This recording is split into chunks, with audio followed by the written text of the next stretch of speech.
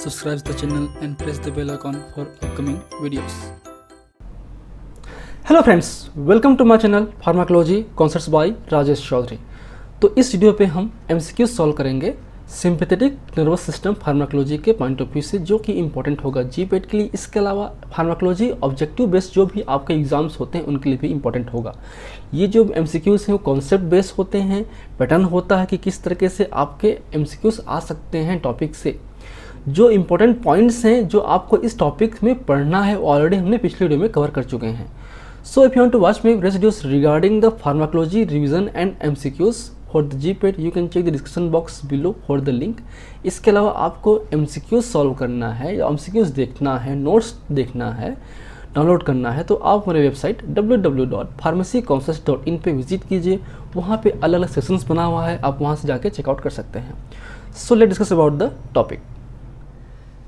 सो synthetic nervous system pharmacology, जिसमें आपके दो मेजर पार्ट हैं, एक हमारा सिम्पैथोमाइमेटिक, एक हमारा सिम्पैथोलाइटिक। इससे हम एडर्जिक सिस्टम्स भी बोलते हैं। तो इसमें हम बेसिकली जो ड्रग की बात करें तो आपके जो रिसेप्टर्स बेस हैं, जैसे कि बात करें अल्फा या बीटा, तो alpha agonist, beta agonist, alpha blocker और बीटा ब्लॉकर के इन जो ड्रग्स हैं उनकी फार्माकोलॉजी हम पढ़ते हैं। उसका जो बेसिक फिजियोलॉजी है वो भी आपको पढ़ना चाहिए। चलिए हम सॉल्व करते हैं एमसीक्यूज जो फिजियोलॉजी फार्माकोलॉजी दोनों से बेस्ड होगा। सो क्वेश्चन फर्स्ट है, which is not an action of the energic system. तो सिंपल सा क्वेश्चन है, कौन सा एक्शन नहीं है, तो आपको याद रखिए कि कौन सा एक्शन ये करता है। ठीक है। सो इनहेंस द कार्डियक एक्टिविटी, हाँ ये करता है। डिक्रीज डाइजेशन, क्या करता है, शायद नहीं करता। ब्रोंकोडायलेशन, बिल्कुल करता है। जो बीटा 2 एगोनिस्ट ड्रग हैं वो इस पे काम करते हैं। जो बीटा 2 एगोनिस्ट ड्रग हैं, यहाँ पे हम यूज़ कर लेते हैं हमारा मार्कर को, तो ये बीटा 2 एगोनिस्ट का काम है, ये बीटा 1 का काम है। मेल पेनिस इरेक्शन, हाँ ये भी नहीं करता, बेसिकली ये करता है। डिक्रीज डाइजेशन, ये करता है, ये भी करता है। तो कौन सा नहीं करता, ये नहीं करता, क्योंकि नॉट लिखा है, क्योंकि ये जो है बेसिकली आपका स्टाइल कोलिनर्जिक एक्शन है। आपके एक एडर्जिक में इजाकुलेशन होता है, आपके स्टाइल कोलिन में आपके इरेक्शन होता है। डाइजेशन जो है आपके बढ़ता है किसमें, स्टाइल कोलिन में, कम होता है हमारे किसमें, एनर्जिक पे। तो ये सही था। मैं यहाँ पे कंफ्यूज हो गया था कि यहाँ पे शायद इंक्रीज था, इसलिए, लेकिन ये डिक्रीज है, इसलिए मैं कंफ्यूज हो गया था। चलिए तो आंसर क्या होगा, डी होगा। चलिए आते हैं नेक्स्ट पे, क्वेश्चन नंबर 2 पे। Which is the neuronal precursor of the synthesis of और नॉर एड्रेनालिन। तो नॉर एड्रेनालिन की बात करें तो आपके इसमें, जैसे कि मैंने रिवाइज किया तो बताया था कि आपका लीवर में जो फेनाइल एलानिन है वो मेन प्रिकर्सर है, जबकि आपके जो न्यूरॉन्स हैं उसमें क्या है आपका, ये आपका लीवर पे हैं। ठीक है, टायरोसिन, टायरामिन, डोपामिन। तो ये tyrosine is the main precursor in the neurons. Neurons में बेसिकली जो एल टायरोसिन है वो मेन प्रिकर्सर है, जिससे बनता है आपका एल डोपा, फिर डोपामिन, फिर आपका नॉर एड्रेनालिन, फिर एड्रेनालिन। ठीक है, तो ऐसे ही पढ़िए आप, और बता चुका हूँ कैसे पढ़ना है। ठीक, चलिए अब आते हैं क्वेश्चन नंबर 3 पे। Which is not a catecholamine derivative. अब जैसे मैं कहा था कि कैटाकोलामिन डेरिवेटिव क्या होता है, जैसे कि आपका जो रिंग है वो इस तरीके से रिंग होते हैं बेसिकली आपके, तो यहाँ पे 2 OH होता है ना, और यहाँ पे ही होते हैं रिंग। तो ये बेसिक कैटाकोलामिन रिंग है। तो आपके एड्रेनालिन में होता है, बताया था मैंने, डोपामिन में होता है, यहाँ पे होता है, इसमें नहीं होता। तो विच इज़ नॉट लिखा है ना, तो आंसर क्या होगा, एम्फेटामिन। आई थिंक देख लेते हैं, बिल्कुल सही हूँ मैं। ठीक, तो इस तरीके से ये भी पढ़िए, मतलब जितने भी क्लासिफिकेशंस हैं, कैटाकोलामिन्स, नॉन कैटाकोलामिन्स, आपके जो क्या बोलते हैं, डायरेक्ट एक्टिंग, ठीक है, या इनडायरेक्ट एक्टिंग या मिक्स्ड एक्टिंग की जो क्लासिफिकेशंस हैं वो भी पढ़िए आप। चलिए आते हैं क्वेश्चन नंबर 4 पे। Which drug stimulate the sympathetic neurotransmission. इनमें से कौन सा ड्रग जो है सिंपैथेटिक न्यूरोट्रांसमिशन को इन्हेंस करता है, स्टिमुलेट करता है। तो अब इसमें क्या होगा, ये हमारा है, तो यहाँ पे ट्रांसमीटर्स बढ़ेगा तो वो क्या होगा, स्टिमुलेट होगा, सिंपैथेटिक स्टिमुलेट होगा, है ना। तो ये कब बने, जब बनेगा तब बढ़ेगा। तो अल्फा मिथाइल टायरोसिन एक तरीके से टायरोसिन का अल्टरनेट है, तो ये इनहिबिट करेगा। अल्फा मिथाइल डोपा भी डोपा का अल्टरनेट है, तो भी इनहिबिट करेगा। रेजरपाइन भी इनहिबिट करता है। इम्प्रामिन की बात करें, इम्प्रामिन क्या करता है, आपके जो वेसिकल ट्रांसपोर्ट है उसको ब्लॉक करता है, सॉरी न्यूरल अपटेक है जो आपका NET है, नॉर एपिनेफ्रिन ट्रांसपोर्ट सिस्टम है, उसको ये ब्लॉक करता है। ब्लॉक होने की वजह से जो अवेलेबिलिटी है वो इन्हेंस होती है और आपका जो एक्शन है वो इन्हेंस होता है। इसलिए मैंने कहा था कि आप उसको ज़रूर पढ़िए, ठीक है। तो ये आंसर क्या होगा, आपका इम्प्रामीन होना चाहिए मेरे ख्याल से, बिल्कुल सही हूँ, है ना। चलिए, ये आपके न्यूरोमोडुलेटर्स हैं। जैसे कि बात करें आपका reserpine inhibit vesicle transport, imipramine inhibit neural uptake, alpha methyl tyrosine dopa interfere with the synthesis. देखो मैम, आते हैं क्वेश्चन नंबर 5 पे। Epinephrine decrease the intracellular cyclic AMP level by acting on. अब इपिनेफ्रिन की बात करें, ठीक है, तो मतलब आपका है ये एड्रेनालिन है। अब ये क्या कर रहा है, डिक्रीज लेवल, ये साइक्लिक एमपी को कम कर रहा है। मतलब एक तरीके से ये क्या होता है, GIPCR की तरह काम करेगा, है ना। तो कौन सा जो है ये GIPCR है, अल्फा 1 2, ये तो आपका क्या होगा, अल्फा 2 होगा आंसर। तो ऐसे याद रखिए ना, क्योंकि ये GQPCR है, ठीक है। तो ये क्या है, ये आपका IP3 DAG सिस्टम में काम करता है, जो इन्हेंस करता है, बढ़ता है इससे। ये दोनों क्या है, GS हैं, जो साइक्लिक एमपी को बढ़ाएगा। ये GI है, तो ये क्या कम करेगा, जाहिर सी बात है, ठीक है। चलिए, symmetric stimulation is mediated by, कौन सा जो है मीडिएटेड बाय स्टिमुलेट करेगा, release of norepinephrine from nerve terminals, activation of adrenal receptors on the postsynaptic sites, release of epinephrine from the adrenal medulla, all. क्योंकि सभी कहीं न कहीं आपके एक्शंस को इन्हेंस करेंगे। तो आपका आंसर क्या होगा, डी होगा, सॉरी। चलिए, आते हैं क्वेश्चन नंबर 7 पे। बीटा एड्रेनो रिसेप्टर, ठीक है, बीटा, खासकर बीटा 2 होना चाहिए। सब types is content in all of the following except, तो कौन में किसमें नहीं होता, ब्रोंकियोसिस में बीटा 2 होता है, हार्ट में बीटा 1 होता है, फेट में बीटा 3 होता है, इसमें आपका अल्फा होता है ना। तो आपका आंसर क्या होगा, सी होगा। बीटा होता है आपके जो है, आपका ये स्फिंक्टर पिपिली है ना, इस पे होता है बीटा 2, इस पे जो है आपका रेडियल मसल्स जो है ना, इस पे होता है अल्फा 1, याद रखिए।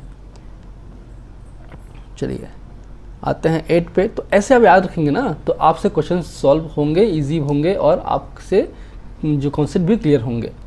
इन which of the following tissue both alpha beta, जिसमें मैंने कहा था कौन सा जो इसमें टिश्यू है वो अल्फा बीटा दोनों उसमें होता है। Stimulate produce the same effect, और इनका जो इफेक्ट क्या होगा, दोनों सेम इफेक्ट प्रोड्यूस करेंगे, याद रखिए। तो ब्लड वेसल्स पे बात करें तो अल्फा 1 कॉन्टैक्ट करता है और बीटा 2 क्या करता है, रिलैक्स करता है।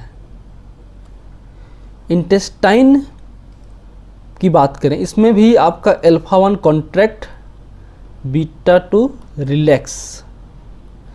इस पे मेनली आपके क्या होते हैं, बीटा होते हैं जो रिलैक्स करते हैं।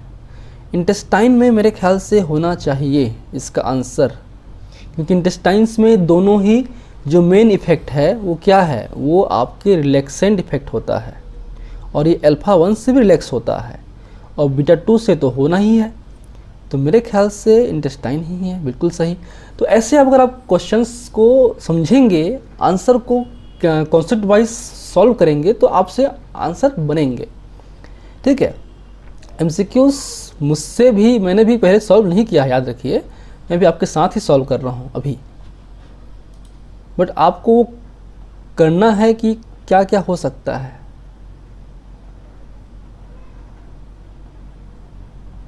चलिए, आते हैं question number 9। The effects of sympathomimetic on blood pressure are associated with their effect on, effect of sympathomimetic on blood pressure. तो ब्लड प्रेशर के जो है आपका हार्ट भी इन्वॉल्व होता है, पेरिफेरल रेजिस्टेंस इसको बोलते हैं TPR, या वेस्कुलर रेजिस्टेंस वो भी है, वेनस रिटर्न भी उसमें इंपॉर्टेंट रोल करता है। तो डी होना चाहिए, बिल्कुल सही।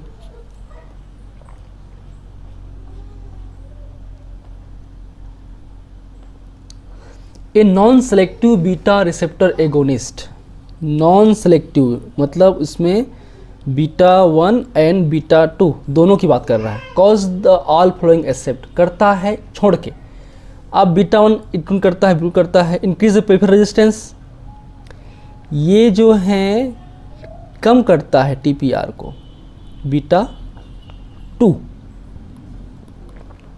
तो ये जो है आंसर हमको बी होना चाहिए, सिंपल सा है बी। ठीक, सिंपल सा है, कॉन्सेप्ट क्लियर रहेंगे तो आपको क्वेश्चन बनेगा यार, कोई इसमें कोई बड़ी बात नहीं है। आते हैं क्वेश्चन 11 पे। All of the following agents are beta receptor agonist except epinephrine alpha and beta पे काम करता है, आइसोपिनालिन बीटा पे काम करता है, मिथोक्सामिन डोबुटामिन बीटा पे काम करता है। मिथोक्सामिन बेसिकली फिनाइलेफ्रिन और मिथोक्सामिन आपके क्या हैं, अल्फा एगोनिस्ट हैं, सेलेक्टिव अल्फा एगोनिस्ट। ये बीटा पे काम नहीं करना चाहिए, तो आंसर आपका सी होना चाहिए मेरे ख्याल से, बिल्कुल सही। चलिए आते हैं 12 पे। तो ऐसे क्वेश्चन को समझिए, पहले क्वेश्चन को समझिए, पढ़िए पहले कि क्या क्वेश्चन पूछ रहा है। Which of the following direct acting drug, आप एक वर्ड देखिए, डायरेक्ट एक्टिंग ड्रग मतलब रिसेप्टर एगोनिस्ट है ना, receptor agonist is relative pure alpha agonist, pure alpha agonist, केवल अल्फा 1 या alpha 2। An effective mydriatic decongestant and मतलब बात करें अल्फा 1 एगोनिस्ट की, can be use to raise blood pressure. Epinephrine pure नहीं है। नॉरएपिनेफ्रिन, फिनाइलेफ्रिन, एफेड्रिन, तो phenylephrine जो है प्योर अल्फा 1 एगोनिस्ट है, तो I think answer is the C, बिल्कुल सही। चलिए आते हैं क्वेश्चन। तो क्वेश्चन कैसे सॉल्व कर रहा हूँ मैं, वो आप कॉन्सेप्ट वाइज समझिए, है ना। Hyperglycaemia induced by epinephrine. अब जैसे कि हाइपरग्लाइसेमिया की बात करें तो आपका जो बीटा है ना, आपका अल्फा भी इंसुलिन था, इस बीटा में भी होता है, आपका ग्लूकोनियोजेनेसिस होता है ना। तो आपके बीटा 2 में क्या था, ग्लूकोनियोजेनेसिस, अल्फा आपका ये भी सही है। Inhibition of insulin secretion alpha 2 ये भी सही है। स्टिमुलेशन ऑफ ग्लाइकोजेनोलिसिस बीटा 2 ये भी सही है ना। तो आंसर क्या होगा, डी होना चाहिए ना, मेरा डी होना चाहिए मेरे ख्याल से। हाँ डी ही है, बिल्कुल है।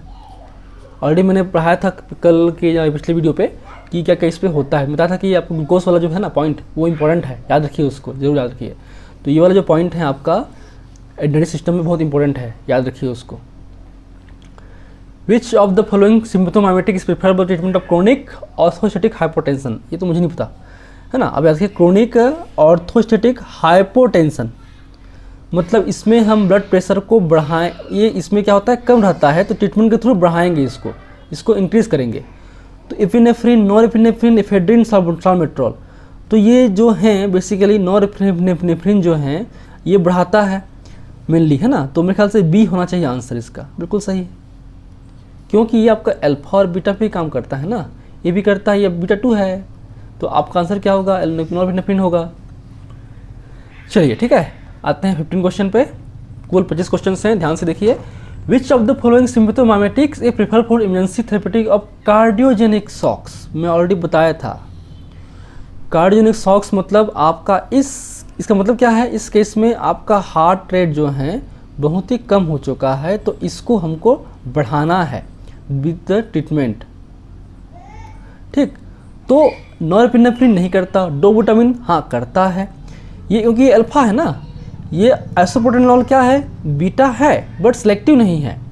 मिथोक्सामिन क्या है, अल्फा है। तो डोबुटामिन की बात करें, इसके अलावा एड्रेनालिन, ये 2 ड्रग हम यूज करते हैं कार्डियोजेनिक शॉक में, ठीक है। देखो ये भी था already.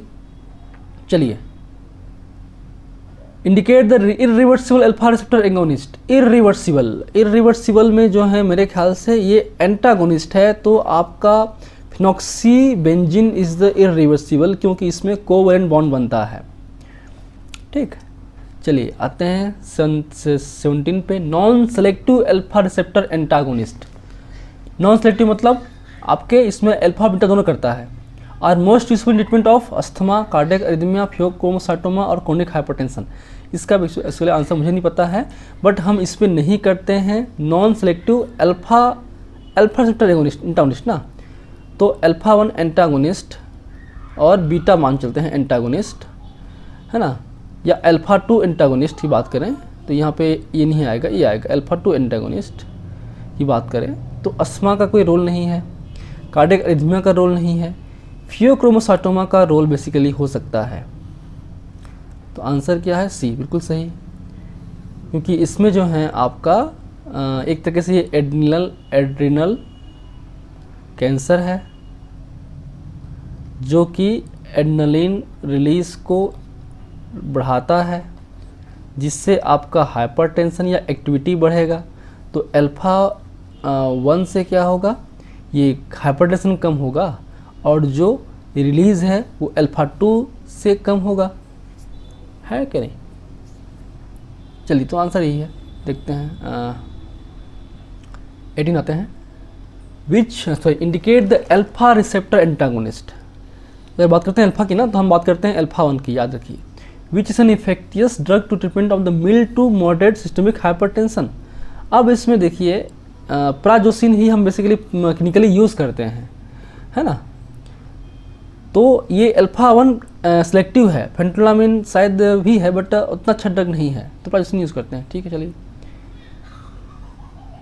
Which of the following beta receptor antagonist. वैसे अस्थमा में हम लोग यूज़ करते हैं, मतलब सेलेक्टिव होना चाहिए ना, डायबिटीज़ और peripheral vascular disease.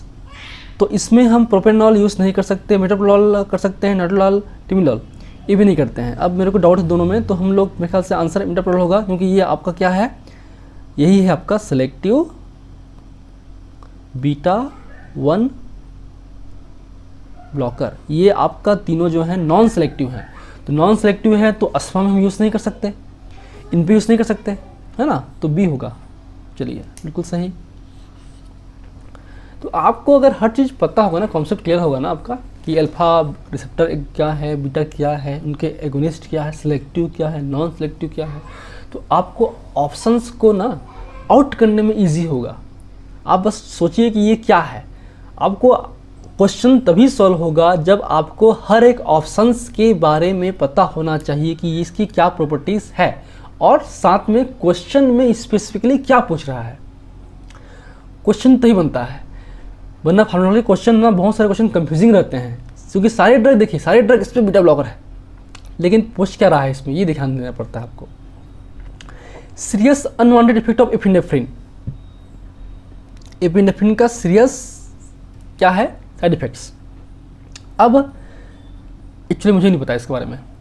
Respiratory difficulties नहीं होगी, ये नहीं होगी अब, क्योंकि आपको एपिनेफ्रिन क्या है, बीटा 2 एगोनिस्ट भी है, तो ये नहीं होगा। पाल्पिटेशन मतलब हार्ट रेट इंक्रीज होना, ये हो सकता है। Cerebral haemorrhage I think relax करेगा तो मुश्किल है। ट्रिमर भी हो सकता है ना। तो मेरे ख्याल से जो है अब चेक कर लेते हैं क्या है। सेरेब्रल हेमोरेज में डाउट लग रहा था बट ये है, इसको याद रख लीजिए। क्यों होगा, क्योंकि आपका इसमें ना आपका बीटा 2 काम करता है जो रिलैक्स कर देगा, जिससे आपका जो है हेमोरेज हो सकता है। या हाँ ठीक है, वैसे ही है। मैंने एक बार इसके बारे में थोड़ा पढ़ी है ना, थोड़ा डाउट है मेरे को भी, तो इसके इस क्वेश्चन के बारे में आप थोड़ा सा स्टडी कीजिए कि ये क्यों होता है, वाई। इसका रीज़न मुझे भी एग्जैक्ट नहीं पता, इसलिए मैं बोल रहा हूँ पढ़िए एक बार। चलिए आते हैं क्वेश्चन नंबर 21 पे। Following statement are true about the ritodrine. अब रिट्रोडिन क्या है, बीटा 2 एगोनिस्ट है, वो भी सेलेक्टिव, जिसका यूज़ करते हैं हम लोग यूटेराइन मसल्स रिलैक्सेंट के रूप में। इतने याद होना चाहिए आपको। अब देखिए, हाँ ये है। इसके अलावा produce the arrhythmia side effects. हाँ ये होता है, क्योंकि ये अगर हार्ट में है तो बोला था मैंने, ये आपका टेकीकार्डिया कर सकता है, टेकीकार्डिया कर सकता है। तो पी क्यू आया आंसर है, A1 नहीं है, ये नहीं है, तो आंसर क्या होगा, PNQ A. Reflux tachycardia is not occurs when.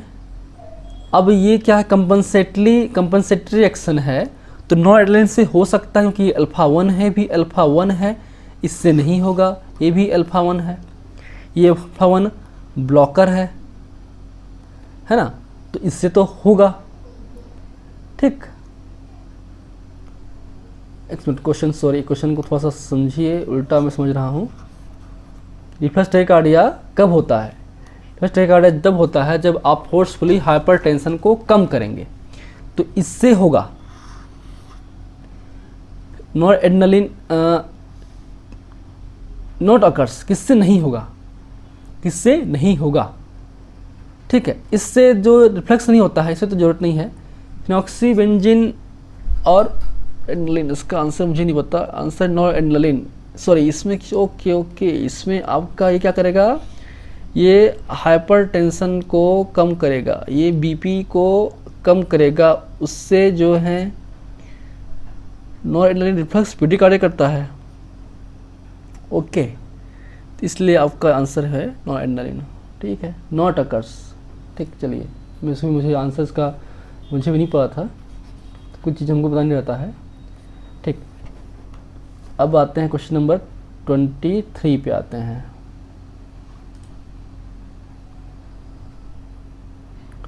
Hyperglycaemia induced by epinephrine due to the, answer हो चुका है ये, तो आल होगा, डबल हो चुका है, रिपीट हो चुका है। Which drug is only work on alpha receptor? Phenylephrine, only alpha, है ना, ऑलरेडी पढ़ चुके थे। बाकी नॉरएपिनेफ्रिन अल्फा एंड बीटा, ये भी आपका बीटा एंड अल्फा, ये भी आपका बीटा, तो अल्फा में क्या होता है? फिनाइलेफ्रिन। ठीक है। Which drug not only work on the beta, which drug only work on the beta receptor? Except, except मतलब ये जो तीनों ड्रग हैं वो केवल काम करते हैं बीटा पे, 1 and 2 पे। ये जो है काम करता है बीटा 1 और अल्फा 1 पे, तो आंसर है ए। ठीक, चलिए, तो इस तरीके से हम बहुत सारी चीज़ें सीख गए हैं इस टॉपिक से। I hope you like my videos. So इस वीडियो को लाइक कीजिए, कमेंट कीजिए, अपने फ्रेंड से शेयर कीजिए। इसका जो MCQs हैं वीडियो आने के 1-2 दिन में आ जाएगा। So thank you, keep watching.